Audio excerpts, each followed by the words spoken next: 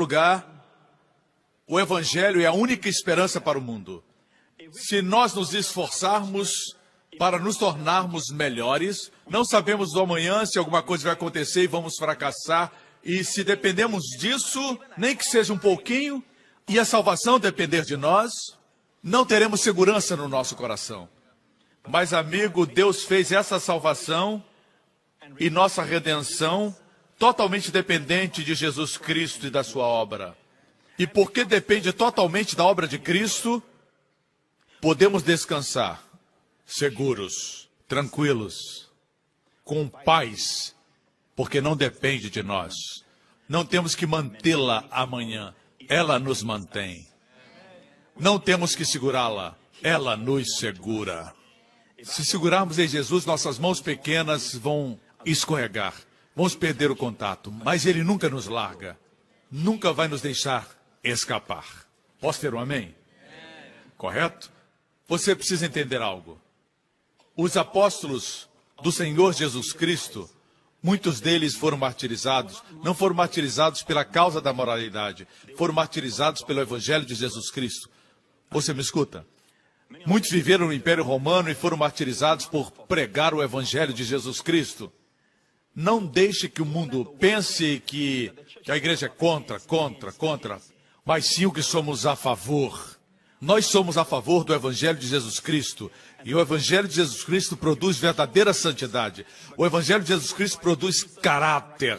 O Evangelho de Jesus Cristo produz excelência moral.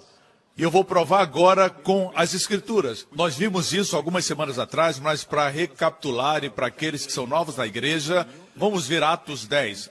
Atos 10 fala do apóstolo Pedro pregando na casa de Cornélio. Foi a primeira vez que um judeu salvo, um judeu crente, Pedro, apóstolo de Jesus, foi pregar na casa de um gentio, um romano, um centurião romano, seu nome era Cornélio. E ele está pregando aqui, quando ele chegou nesse ponto, versículo 43. Todos os profetas dão testemunho dele, de que todo aquele que nele crê, todo aquele, diga todo aquele, judeu ou não judeu, gentio, todo aquele que nele crê recebe o perdão dos pecados, remissão dos pecados. Enquanto Pedro ainda estava falando essas palavras, o Espírito Santo desceu sobre todos os que ouviam a mensagem. Foram todos salvos de uma vez só. Em que parte do sermão, quando ele disse que quem crer em Jesus recebe perdão dos pecados? Sem restrição.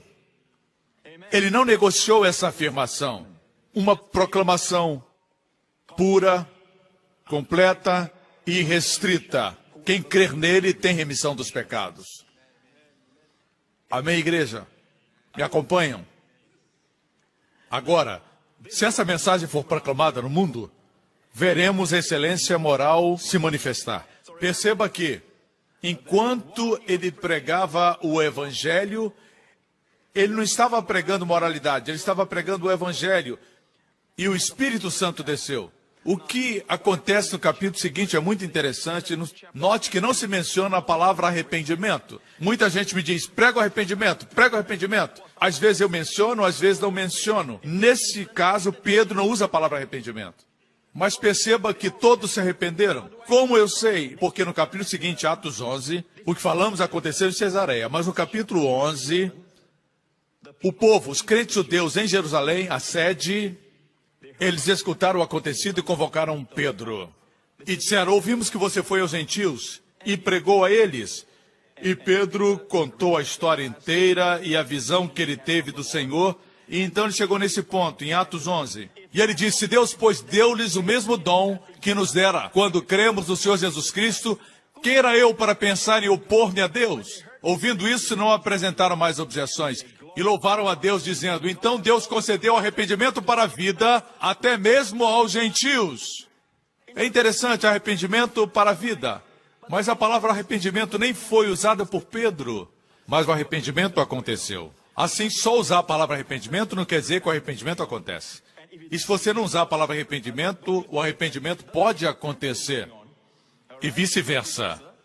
Se quiser, pode usar. A palavra arrependimento, metanoia no grego, quer dizer mudança de mente. Se o púlpito é ungido, se a palavra profética de Deus é pregada, as pessoas vão mudar de mente. Amém? Isso é arrependimento. Mas arrependimento não é bater no peito, gritar, dizendo que você está se arrependendo. Pode se manifestar sim, mas pode ser de forma muito tranquila. A maior parte das vezes é uma mudança silenciosa de mente. Amém? Glória a Deus. 15 anos depois desse incidente, na casa de Cornélio, 15 anos depois, mais uma vez, houve uma conferência em Jerusalém, eles estavam questionando se os gentios convertidos deveriam guardar a lei. E Pedro se levantou outra vez, depois de muita discussão, Pedro se levantou e disse: irmãos, vocês sabem que há muito tempo Deus me escolheu dentre vocês para que os gentios ouvissem dos meus lábios a mensagem do Evangelho. Ouvissem a mensagem do Evangelho e crescem. E continua: Deus, que conhece os corações, demonstrou que os aceitou, dando o Espírito Santo como tinha dado a nós. Ele não fez distinção alguma entre nós e eles, visto que purificou os seus corações pela fé. Quantos sabem que um coração puro é mais desejável do que ações puras? Porque algumas pessoas podem enganar vocês com ações. Nem todos que dão para a caridade dão com altas e nobres intenções. Mas um coração puro, o que eles recebem? Jesus diz no Sermão da Montanha: aquele que tem puro coração verá o Senhor. Como alguém pode ter esse coração puro? E ele está falando aqui na casa de Cornélio. Deus purificou os seus corações pela fé porque creram no Evangelho. Igreja, sempre que alguém crê no Evangelho, seu coração se torna puro. Pelas obras? Não. Você tem um coração puro pela fé. Fé no que Cristo fez. O que o mundo necessita é o Evangelho de Jesus Cristo. Quando o Evangelho é pregado, corações são purificados. Voltando ao que eu disse aos jovens, eu orei por eles, disse que Deus queria levantar evangelistas entre eles. Até evangelistas de cura. O mundo está morrendo por falta de boas novas. Amém? E Deus precisa deles.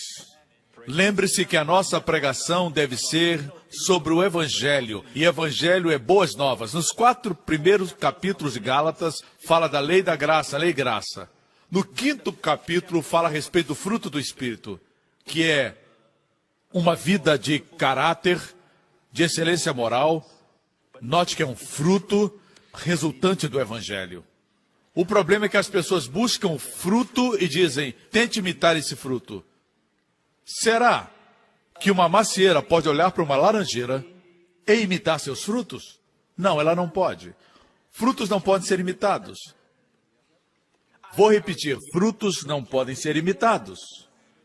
Amém? Assim, lutar por uma questão moral não é a forma de solucionar o problema. A forma de resolver é proclamar o Evangelho de Jesus Cristo. Amém? Que todas as igrejas se unam em todo o mundo com um propósito: proclamar o Evangelho de Jesus Cristo. Tirar de onde está escondido, trazer para a luz e pregar ao mundo as boas novas de salvação. Veja, o mundo ainda pensa que Deus justifica os bons, os justos. É redundante, Deus justifica o justo. Mas a Bíblia diz em Romanos 4, aquele que não trabalha, mas confia em Deus, que justifica o ímpio. Deus justifica o ímpio. Romanos 4, existia um senhor, um ancião, que estava compartilhando sobre sua busca pela salvação.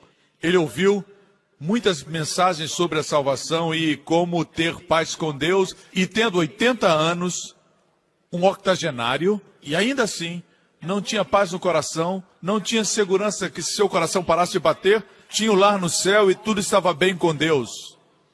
Porque ele nunca havia começado do ponto de partida. E qual o ponto de partida? O ponto de partida é: Deus justifica o ímpio.